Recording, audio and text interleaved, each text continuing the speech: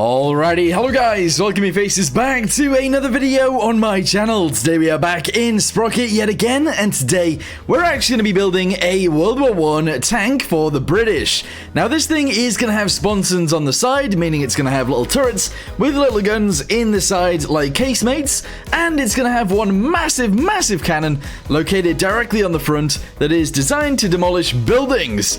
We are obviously going to be using that to demolish tanks though, so let's go ahead and build some stuff, get on with it, and hopefully test it and see how well it goes. Let's do this.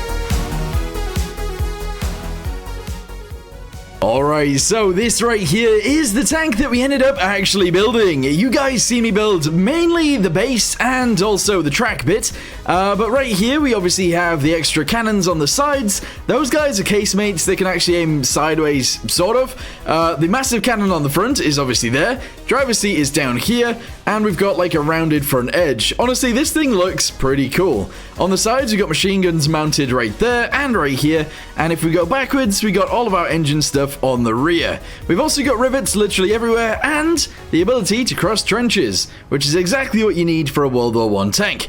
Anyway, let's go ahead and get this thing into a battle and see how well it does. Alright, so let's get in there. There are 6 enemies versus 4 of our tanks. Let's see if we can take out all of the enemies before they kill us. That's essentially what we need to do, right? So, let's see how this goes. That guy is currently on fire. Let's keep shooting him until he blows up. Here we go. I should mention, actually, what type of guns these actually are. So, on the sides, we have 2 27mm cannons. They're not very big, but they do seem to do a decent amount of damage, especially to these interwar tanks. They seem to actually do a very good job. Let's go ahead and keep shooting this guy, see if he dies.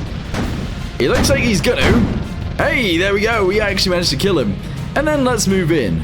I should mention, my guys like to go backwards into the enemy. It doesn't make any sense, but that is what happens. So there you go. Let's go ahead and try and shoot this guy dead. Here we go. Slowly but surely, he should die. There we go, nice. And now we can base all of our efforts on fighting the boss tank and that guy right there. He's reversing back. Maybe we can get him now. Can't quite see him. Apparently, we haven't lost a single tank, even though that one was on fire. Don't know how we've managed that. I'm going to reverse around this guy, because this tank is not that maneuverable, I'm not going to lie. And also, he's ramming me in the butt, which is not nice. Not nice at all. I feel like I'm going to get stuck purely because this guy is actually ramming into me. This is really bad. He's now trying to drive over my friendly tank right there. Yeah, this sucks. We are like land whales, and we are very locked because we're just big and lumbersome. Let's turn ourselves around, aim at that guy, and hopefully we can kill him, but I don't see it happening too easily. Here we go, we're turning. Very nice. Remember, this guy is alive, so he is currently tanking shots. Let's go ahead and aim at this one. Oh, he's dead. Nice. Oh, we've just been shot, though, which means I might not be able to use my big gun here. Let's see. 3, 2, 1. Oh, I can use my big gun, but I actually missed. That's a big old yikes moment right there. All right, let's change tanks. Maybe into the one that was ramming everybody. Here we go. Let's get this thing going full forwards and see if we can get right next to that guy and blow him up. Alright, so one of the oversights of this tank is that the main massive cannon right there isn't actually on an azimuth. You have to turn the entire tank around in order to actually aim that thing, which really sucks, especially with something this big and lumbersome. Also, our top speed appears to be about 3 miles an hour, which is really slow. But we will get there eventually, hopefully. Okay, this is where things get a little bit challenging. Because of the reason that I literally just said, we actually have to turn the entire tank around to aim it at the enemy in order to fire. Let's go ahead and aim a little bit higher than normal, and fire! There we go, victory! We did actually manage to kill him. Excellent. So, what do we want to do now? Okay, so one of the most important parts for a World War I tank was to be able to actually cross over trenches. So, our test right here is going to be going over these bumps right here. If we can see them like this, here we go, these guys in this tank. We're then going to go over the slightly bigger ones, and then the very big ones, and see if it can do that. We're then going to go over the little trench, we're then going to go over the medium trench, and then we'll see if we can get over the big trench. However, I feel like that one is going to be a struggle. Alright, here we go. We're going into the medium ones. Honestly, as soon as we are actually on these, it should work fine. I do think it might struggle with the next one, though. Particularly because in this game, idler wheels, which is what we've got at the front, don't really get traction. So, yeah, it becomes a bit of an issue. But let's go ahead and see what we can do here. 3, 2, 1, ramp it up. Nah. Yeah, I didn't think we'd be able to get up that. It's really annoying because I feel like we should. We just don't have any traction on those wheels, unfortunately. So yeah, it can totally do the easy ones and the medium ones, it just can't quite get over the hard ones. I feel like it's going to be the same thing for the trenches as well. It'll get over the easy one and the medium one, but it might struggle with the hard one. We'll see. Or the widest, I should say. Alright, easy trenches coming into focus right now, and we have actually passed over that very easily. Okay, so far, so good. I feel like the medium one is going to be a bit of a struggle, but that's fine. The other thing that I want to test out as well is whether we can go over them backwards. I know that doesn't make any sense whatsoever, but sometimes, you know, tank designers in World War I just decided, yeah, let's do something weird. So maybe we can go with that mantra instead. Anyway, medium one forwards, let's see if we can do this.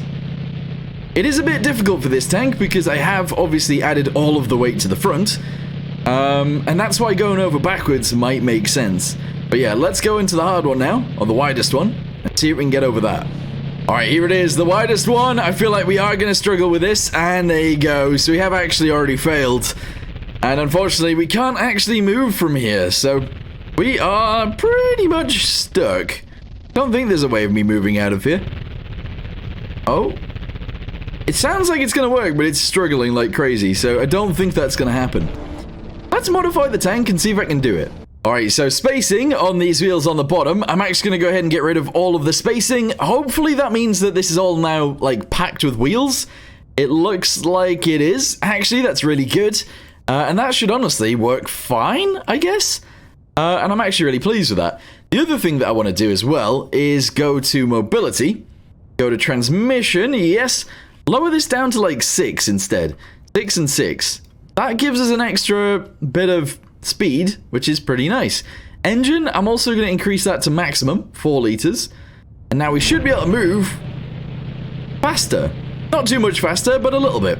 There you go. That might give us the edge of getting over those trenches. Alright, here we go. The other thing is as well, I might actually try and get over it diagonally, which, you know, may or may not make sense. But that is what I want to attempt to do. So let's go slightly diagonal. Here we go, and we have made it onto the other side, and we have actually managed to cross straight over. Excellent.